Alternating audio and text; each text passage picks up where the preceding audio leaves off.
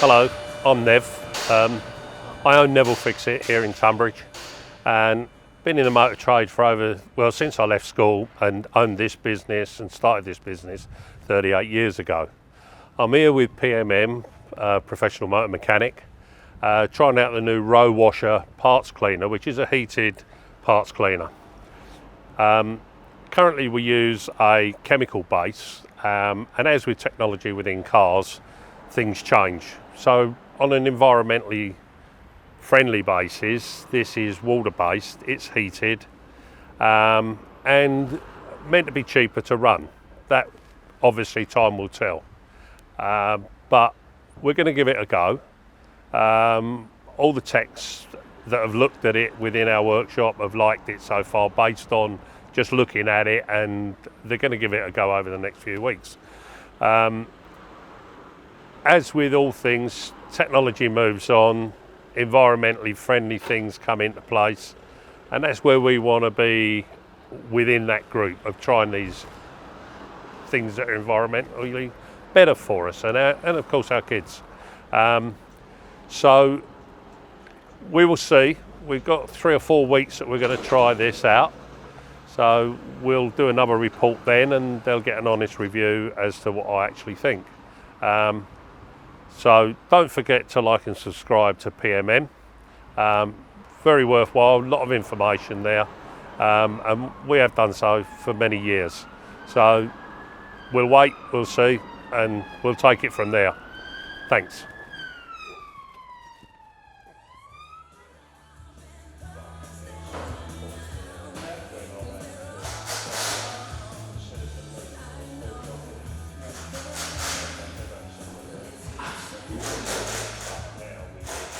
So what we've got here, Nev, is the Row 500 machine, stationary, 240 volts. Simply plug the machine in.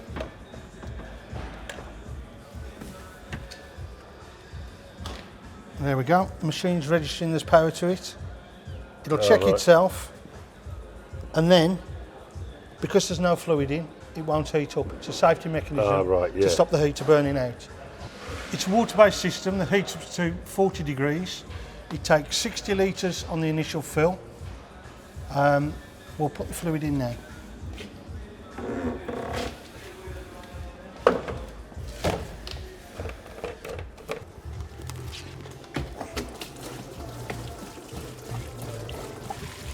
So 60 litres, so that's 3 drums. 3 drums, yeah. Once we've got the 60 litres of fluid in there, the machine is now registering there's fluid in there and gone into standby mode. Yeah. As you can see, the fluid level's good, and that's in eco mode, so that will heat up to 37 degrees. Now if I press the button again, that will activate the pump, and also the machine will heat up to 40 degrees. Okay. After 4 hours in inactivity, it'll go back down, it turns off into standby mode. You can also do that, as you see, by pressing the button. Okay. That way it reduces the energy consumption of the machine. Yeah. So Nev, we've got some foaming in there. Once you get your oils and greases introduced to the system, all the foaming will die down and the fluid will change colour. That doesn't mean to say the fluid's dirty. As long as you're changing the microbial mat monthly, there'll be no oils and greases left in the system, and it'll not reduce the cleaning power of the machine. When this is running and this is heating, does this have to be running fluid all the time? Because I notice we've got a tap here, you can there. Yeah, do that to your taste. You can let something soak. There's a 10-minute timer on the machine. Yeah, okay. So just put that under the nozzle, turn your tap off, press the button, walk away. How does that know when it's 10 minutes is up? There's a timer built into the circuit board of the machine. So you just turn it on there when you're going to open this up, turn it on, and that's it, and then that'll bring it up to its normal speed. So if you're halfway home of a night, you think I've left the machine on, 10-minute timer, it'll automatically cut out. Okay, yeah, good, yeah. And then you say, although it's changing colour to the colour of whatever you're cleaning, is there at any stage you need to drain and clean this tank in any way? Dependent on the dirt that you wash in there. Right. The enzymes will not break down dirt. They'll break down oils, greases, turn them back into carbon dioxide and water, but it will not break down the dirt. Right. So, depending on the parts that you wash, you may need to remove the dirt after a period of time. But we have machines that have been out there 10, 15 years, they've never been cleaned out. Okay, so you're going to get a silt level in the Yeah, bottom. exactly, that's the best way to describe it. Yeah, okay. And then the mat, where does the mat go? Filter mat, as you can see. If I can just show you there, if I just hold that up to the light there, you can see the dark patch in the middle. Yeah. That's where the bulb are freeze dried into the wheat germ. That goes in there, white side up, blue side down. And what we do then, we just run the fluid over the mat. That will wash the bugs into the system and they form what's called a colony. Right. The bugs have only got a lifespan of around 30 working days, 28, 32. So the mat needs to be changed monthly. So irrelevant of the amount of cleaning the tank does, Yes, you still have to change it once a month that's it. because of the lifespan of the bugs. Correct. Okay. Yeah. Okay. So now we have two green lights signifying the machine's heating up to normal working temperature, 42 degrees, which is the best temperature for cleaning and also for the microbes to live at. We can also take the machine back down into eco mode by pressing the button to reduce the energy consumption, and it will do that automatically after 4.5 hours of not being used. Okay. Okay. If you turned off on the wall or the machine hasn't been used for 3 days, the microbes will start to die off because of the loss of heat in the unit, and we'll reintroduce the microbes by putting another filter mat in there. I see. And also, by leaving it plugged in, you are actually saving money, because if you turn the machine off overnight, it'll take 45 minutes to heat up every day, which is 45 minutes of electricity consumption, instead of just cutting in and So out. which is going against its green credentials. Yes, Yeah. So what we have here, Nev, is a product called Microbial Booster. It's a variation on the bugs that are in there, and it's 100 times more concentrated than the filter mat. So that will help reduce the silt in the bottom of the tank and reduce the need for a clean out. How often should you put that in? Around every 3 months that should go in. So we're looking at every month putting a microbiome mat in it, Yeah, and then every 3 months one of Correct. them. but don't put that in until you've got your oils and greases in the machine.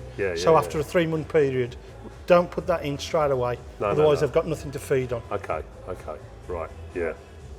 So with use and heat, there's got to be a certain amount of evaporation. How will we know when to top up? And is it a case of just adding a litre of 2 to the unit? No, Or you should always add the full 20 litre container. We know that's a measured 20 litres, and you should use that in around the 12-week period. right, It may vary by a week, but that's not the issue. okay, We know the machine uses around 20 litres of fluid over a 12-week period, so you should always add a full 20 litre drum. That way we know it's a measured 20 litres, and if you use it in a shorter space of time, we will then know there's an issue with the machine. right. So at what point? I mean, how do we know how much fluid is in there? So when that 12-week period comes up or around there, you'll get a red light at the top and the machine will disable. It won't pump. Right. You put the full 20 litres in, and then as soon as it registers in the tank, the machine will begin to work once more. So ultimately, we could wait for the red light to come on before we top it up. Always wait for the red light to come on. Right, before okay, so it's you- not an automatic 12-week dump No, it in. always wait for the red light, the machine to cut out. Okay, so yeah, because that would be my concern, you know, not Yeah. knowing exactly what's in there, we can keep topping it up. No, Yeah. only put the amount that the machine 20 requests. Yeah. litres when that red light Yeah. comes on. If you do put too much fluid in there, as a safety precaution again, the machine will cut out. So just put the fluid in when the machine requests fluid with the red light. Okay, perfect, yeah. We've also got there now filter change calendar, so you can keep track of each month with a whiteboard marker. The manual for the machine, pat test sheets to make sure the machine complies with the pat test, and the safety data sheets for the mat and the fluid that's in the machine. Okay, lovely. And this, so yeah, just wipe this off. Yeah, wipes off. Yeah. Just allows you to keep track of the monthly Yeah. Okay. filter change. the mat change. Okay, okay. Well, it seems simple enough. So we'll give it a go and see where it goes. I'll also leave you this if I can. It's my card. If you need any technical data or any information, just give me a call and we can help you along with that. All right, Andy, that's great. Okay, well, thanks for that. I appreciate it. Cheers, Nev. Okay, I'll see you out. Yeah. So if I've got any problems, I'll give you a call. Okay. By all means, Nev. Cheers, mate. Have a good day. Cheers, bye. Cheers, mate. Take care.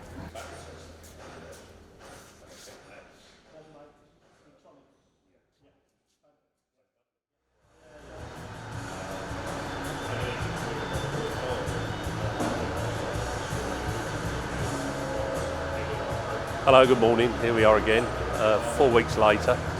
I'm here with Professional Motor Mechanics video YouTube channel, and I've been asked to do an evaluation on the ROwasher.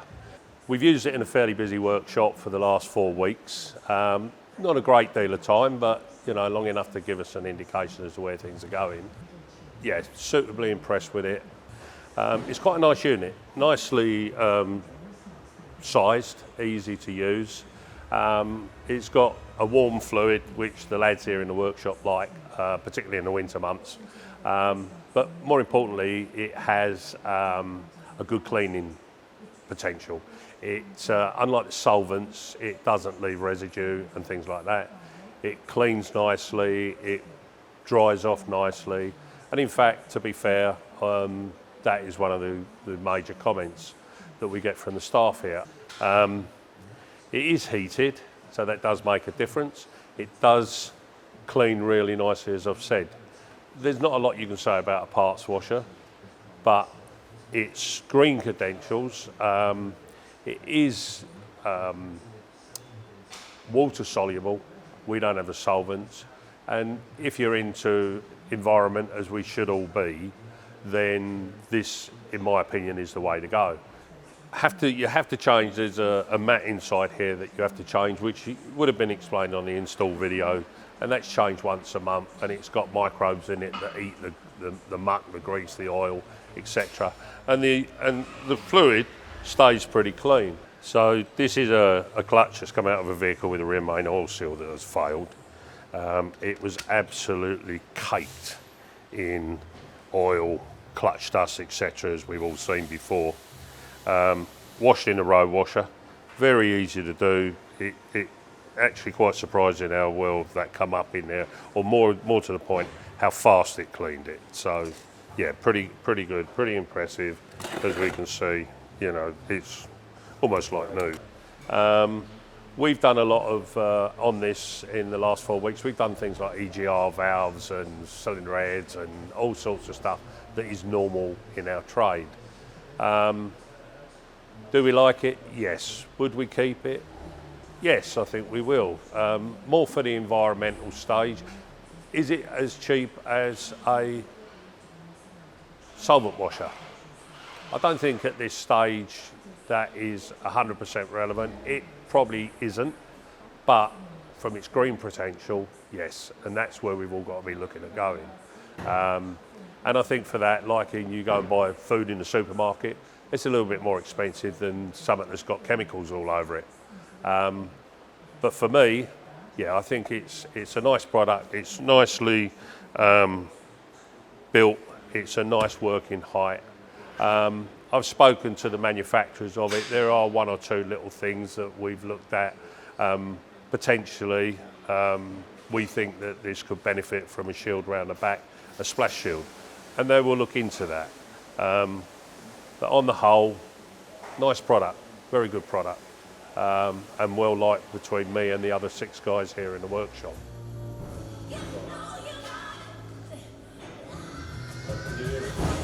Yeah, sounds good, mate. So,